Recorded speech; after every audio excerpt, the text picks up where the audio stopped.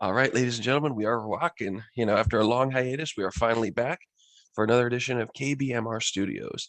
I'm Mike Risi, joined by my good pal and groomsman Kevin Bailey. And tonight we're going to talk about some of the top games in NFL history, as well as some of the big play moments in NFL history.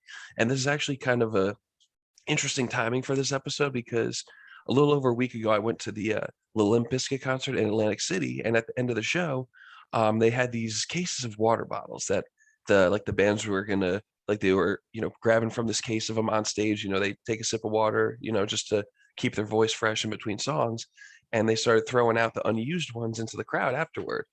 And one came out, it was like smack dab toward my way. I like totally reached up like Odell Beckham Jr. and snagged that shit. I'm like, you know what? This is like, it's not a guitar pick, it's not a drumstick, but it came from the band's area, so I'm taking the show home to keep it. So it got me a little excited for this because that's obviously one of the big play moments. I think I'll start out my list with is OBJ.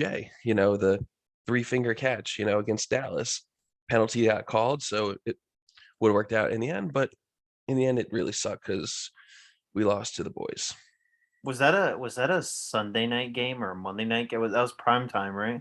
Yep, it was NBC. It was 2014 because yeah, that was his rookie season. But yeah, it was. I remember Chris Collinsworth was like, "That might be the greatest catch I've ever seen." I remember the call on that, but like, it totally looked like he was out of bounds. But I think it was David Carr or something was his name, or no, Brandon Carr. Yeah, I think he was the guy, and I think ever since then he was afraid to go against OBJ because of that play by itself.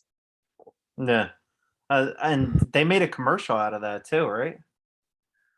I think so. I I'm think it sure. was I don't want to say a what is it? Head and Shoulders commercial Yes, he was in out the of Head that? and Shoulders Yeah. commercial. Yeah, he Uh, was. That was one of his bigger.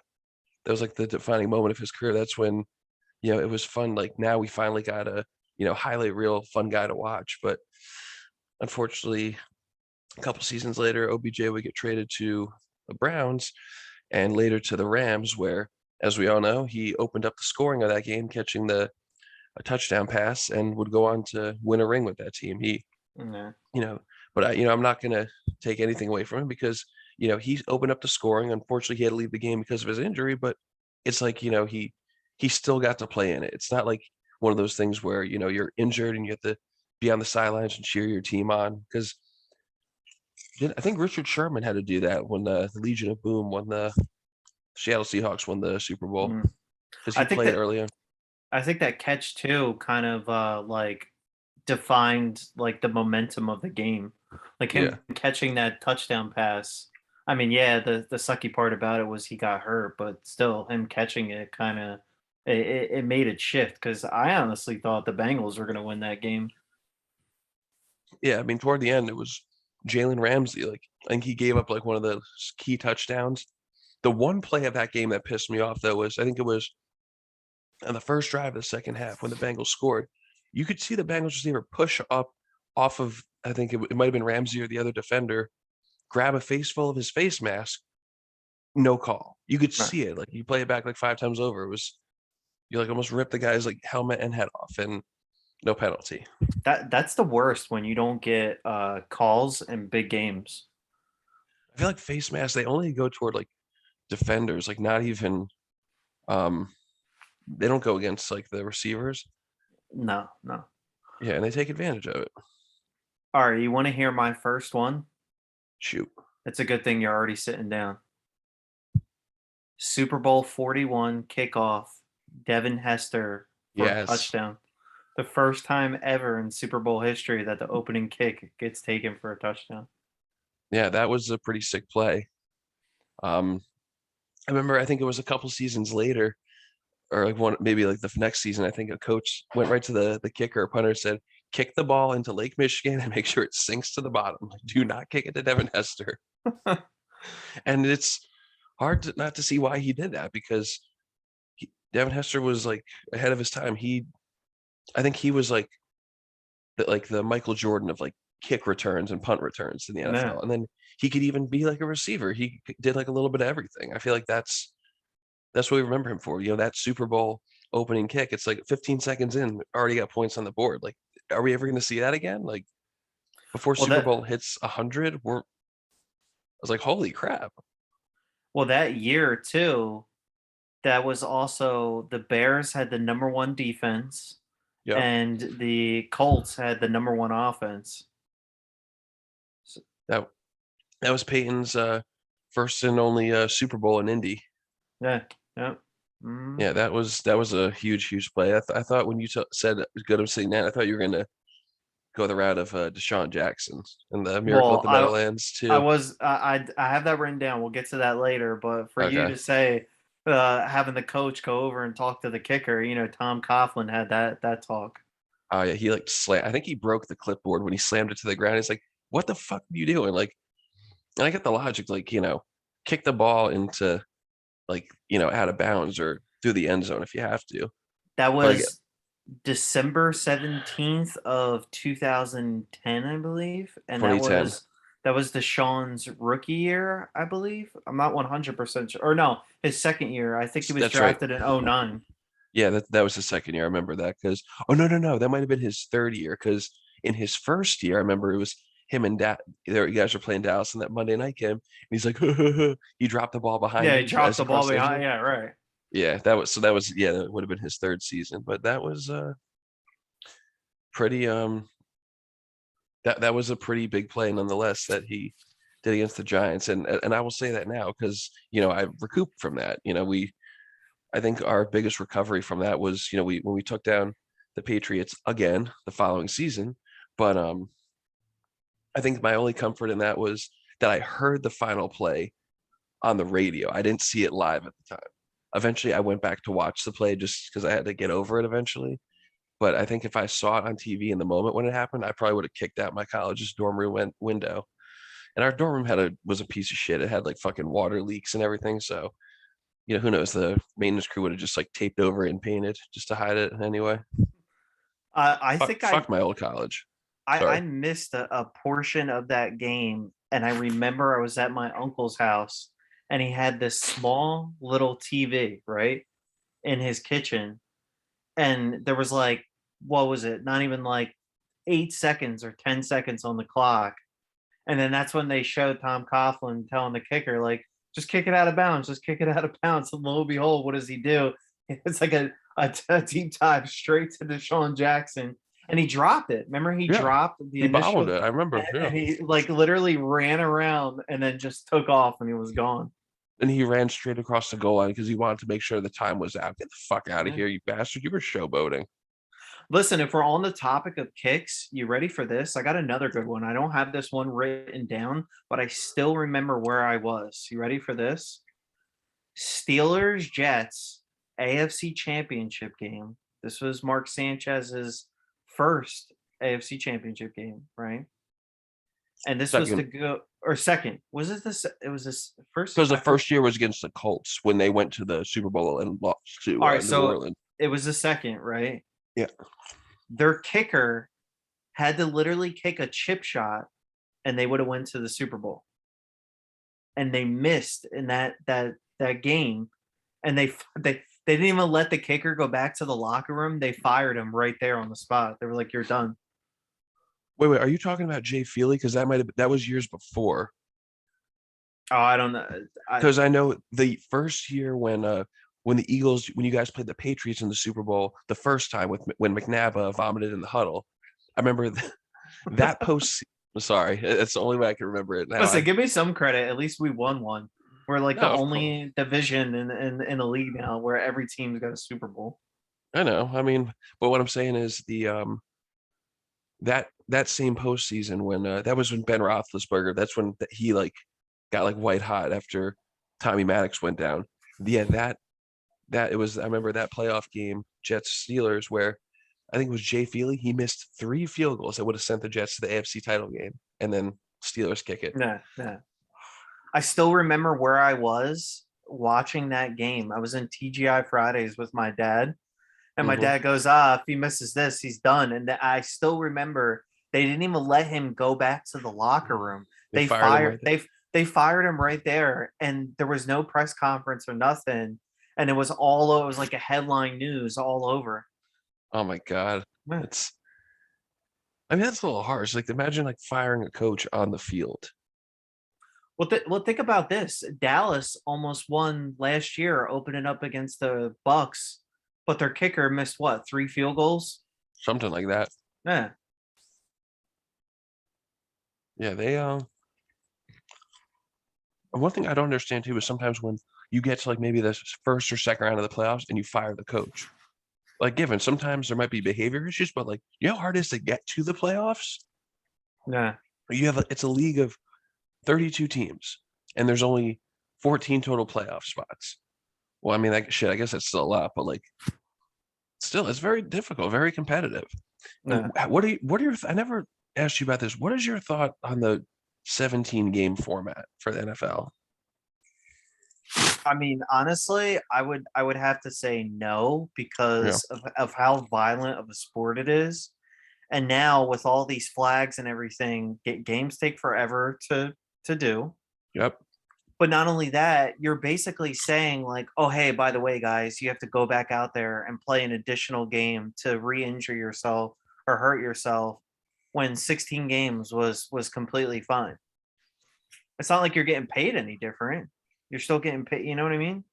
Yeah, and logistically, I think it's a pain in the ass because now you have to like go through the extra inconvenience, like booking the stadiums for an additional game. It's like get to the fucking Super Bowl already. Like it's kind of just like I kind of feel like it just drags it on, you know? Yeah. I mean, football is good and all, but like when they start, getting all into all these little like pissing contests of, oh, this rule's fair, this one isn't, and then everybody's gotta get into all political shit. It's like, come on, dude. Like it's like taking away from the game. Like I miss the days like when it looked like almost like blitz the league a bit. Like you'd hit a guy like a fucking like you're a fucking box truck and you get back up. All right, cool. And then the player who hits you on your ass gives you a hand to get back up. All right, great. Yeah. Yeah. All right, And that you got another one? yeah, I got a couple. I think top games, I would have to go actually back to this past postseason with the Chiefs and the Bills and that overtime thriller. Mhm. And now that's got I think the biggest takeaway from that is, as awesome as that game was, like, what did Pat Mahomes do? He went down the field in what 35 seconds to tie the game. The biggest talking point now is like, oh, that sucks that the Bills didn't even have a chance to win, like to win it back. They just one play overtime done. It's like now it's got them talking. Do we, give both teams a chance to do it? Yeah. That's like imagine if in hockey they took a playoff overtime period and said, okay, it's a 20-minute period. It's not sudden death if you score. You just play like an extra period. Whoever's got the Oh lead my at the end is god, over. that would be horrible. Yeah, I think that would be because hockey games are, long enough as it is. Like you got some games going to like triple or like even 6 or 7 overtime sometime. But like, Listen, I like the 3v3 overtime in the regular season, but they should stop the shootout and just let them play another 5-minute period of 3-on-3. Like stop this like, oh, well now we got to go to a shootout and like everyone's got to sit there all bored as can be, watching some like all-star game trick shot thing going on. yeah, and I'm glad that they don't have the what's it called, like the shootout skills competition in like the playoffs because I feel like it's just shitty. Like, don't get me wrong, it's like a battle of goaltenders at that point, but like make them work for it. Like, not everybody's a good shooter. Mhm. But I will say this though, sudden death hockey in the playoffs, it's so electrifying because that next goal that gets in, either the crowd's gonna go wild or you're gonna send a whole bunch of fans home silent. Hmm. Yeah, but it's definitely it's going to be an interesting conversation to see if they make any other changes to what have you the playoff format for NFL. But I just hope hockey is left alone. But that was a hell of a game. It was literally down to the wire. Like just that last sequence where they were going back and forth was like, holy shit. All right. The next one I have to talk about is the Michael Vick first game under Chip Kelly on Monday Night Football Yes. against the Washington Redskins. And correct me if I'm wrong, that was the first game, I believe, the first game I believe that not only was it under Chip Kelly, but Donovan McNabb signed a 5-year contract with the Redskins before that game. I don't know if it was him or Kirk Cousins. I'm not 100% sure, but I still remember the first play of the game was a play action pass bomb to Deshaun Jackson, You're and he right. caught That's the Hail Mary. It was insane that game. yeah, that was like you guys were like an offensive like house of fire. That's right. That very first play was Monday Night Football. That was, and I remember Vic the season before that. It was when you guys played Dallas in the playoffs, and Vic. I just remember exactly. Vic comes on the play for one play. He throws a catch and run touchdown pass, and he sits right back down. It's like, all right, 1 for 1 with a touchdown pass. Okay, that's a pretty solid QB rating there. Yeah, but I tell you yeah, what, man, that 2010 season that he had still under Andy Reid mhm. was nice, but then he injured himself in, what was it, the um that Packers game. And the craziest thing about that too was we lost by a field goal. If we had David Akers, who was our kicker, right? I remember If he him. made that field goal, we would have won that playoff game, and the Green Bay Packers would have never went to the Super Bowl. And they won that year. They won a Super Bowl. What was it, Pittsburgh, they against the beat. Steelers? Yeah, yeah. I would 45. Yep. I mean, let's be honest. You think Aaron Rodgers actually plays to win nowadays? I mean, he makes all this money, he has an MVP season, and then he just doesn't show up in playoff games. Yeah, he's like one of those guys that should have more Super Bowl wins than he does, but he doesn't. Well, I can't put all the blame on him. I will say this: a lot of it has to do. So Mike McCarthy was always big on building up an offense, which Aaron Rodgers has always had an offense. But the biggest thing that they neglected was their defense. Oh, Like, think about it. In the past 20 some years, you're telling me that a Super Bowl was not determined by good defense and good stops and things like that. yeah, So, dude. Like the Bucks 2 years ago, that was mostly defense. The Ravens when they destroyed us, that was defense. mhm. The first time we faced the Patriots, we sacked Brady 5 times. That was like Justin Tuck was like, Eli Manning stole my MVP trophy because their defense was just so good. Like taking down or not arguably, without a doubt, the best quarterback of all time.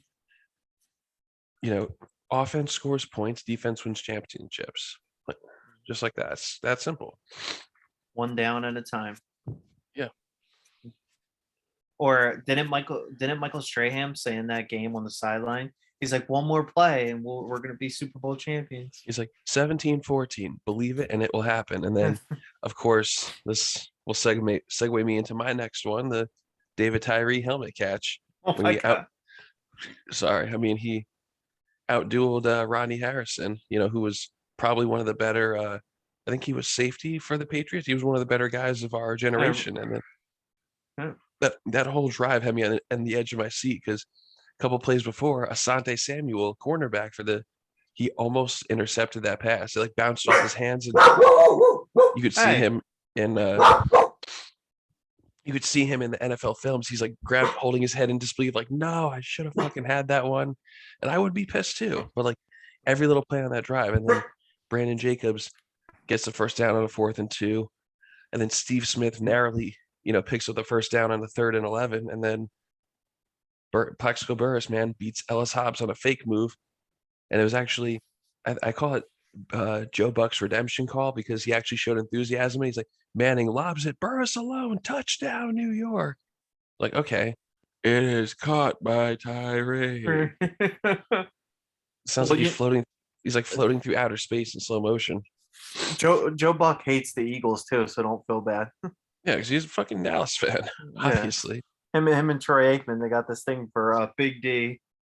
Yeah, well, Troy Aikman, understandably, he played for them, even though he sounds like he's